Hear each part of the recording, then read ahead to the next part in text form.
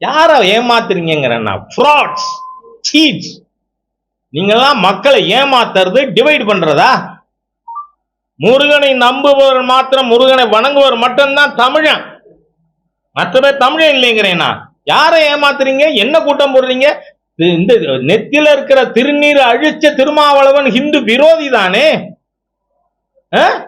ரம்ஜானுக்கு கஞ்சி குடிக்கிறீங்க, அது முஸ்லிம் பழக்கம். I should not question.